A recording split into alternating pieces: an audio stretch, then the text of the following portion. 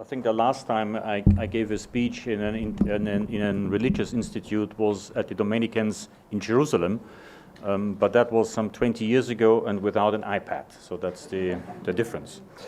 So thank you very much for inviting me to be here, Dr. Pisani, Dr. Salama, Dr. Nuruddin.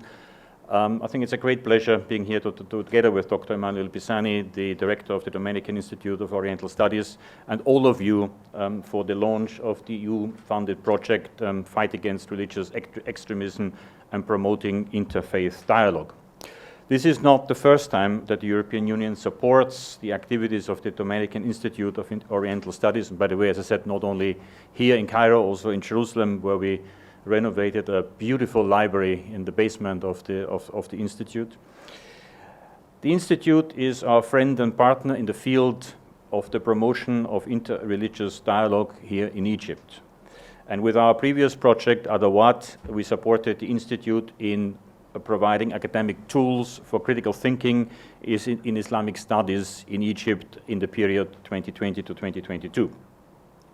The European Union highly appreciates the academic work of the Dominicans, bringing together researchers, scholars, and students from different cultural and religious backgrounds in order to share common values and tolerant religious views.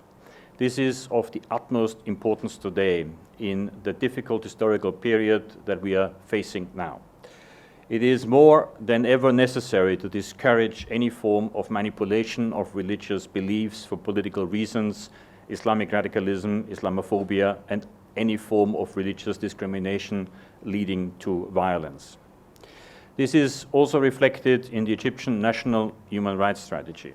Among the main challenges to freedom of religion and belief, the strategy highlights the need to renew the religious discourse, to foster values of tolerance, to reject extremism, and to refute extremist ideas and misconceptions, the need to regular review of religious curricula and to remove any anti-tolerance topics, the need to prevent newspapers and websites from disseminating religious-based discrimination between citizens, and to promote a human rights culture highlighting common aspects between heavily religions and respecting different beliefs.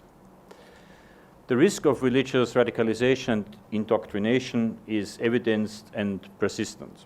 Religious texts are maliciously misinterpreted and used by terrorist and extremist groups for instigating violence, for mobilization and for recruitment purposes, especially online.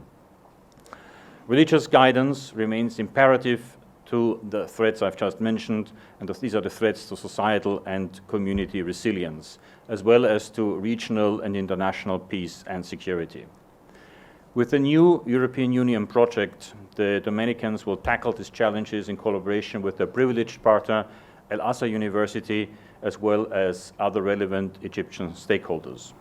The established cooperation between the Dominican Institute of Oriental Studies and Al-Azhar aims at promoting intercultural and interreligious dialogue, as well as freedom of religion and belief.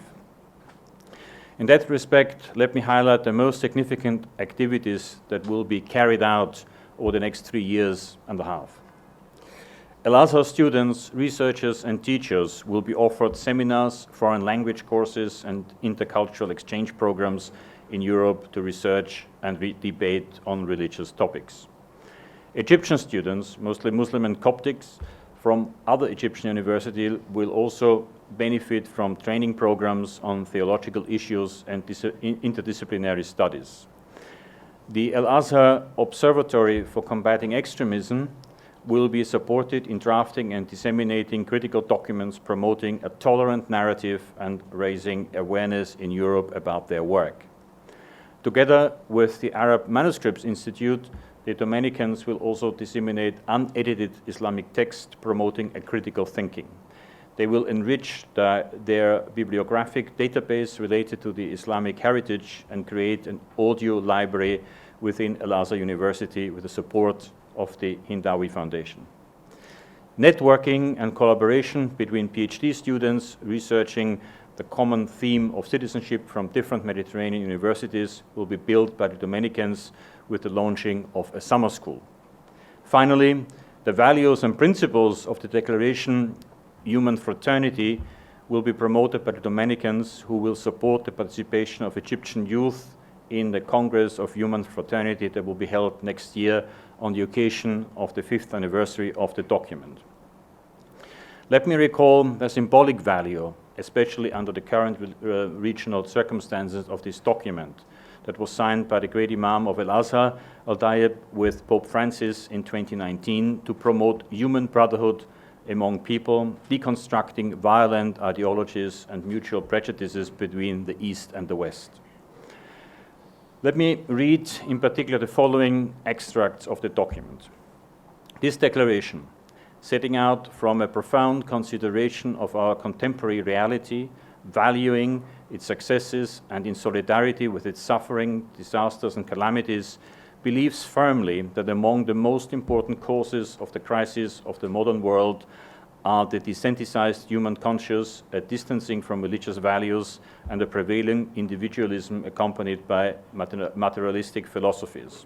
We absolutely declare that religions must never incite war, hateful attitudes, hostilities, and extremism, nor must they incite violence or the shedding of blood. These tragic realities are the consequences of a deviation from religious teachings. This declaration may be a sign of the closeness between East and West, between North and South, and between all who believe that God has created us to understand one another, cooperate with one another, and live as brothers and sisters who love one another. This is what we hope and seek to achieve with the aim of finding a universal peace that all can enjoy in this life. I'm convinced that the new project responds to this common aim of peace and universal brotherhood. I must also say sisterhood, I suppose, nowadays. The European Union is eager to start the implementation of this action, confident about the intellectual added value and enthusiasm of our Dominican friends. So let me conclude by wishing them a fruitful work and wishing you all a pleasant evening today in this beautiful building and garden. Thank you very much.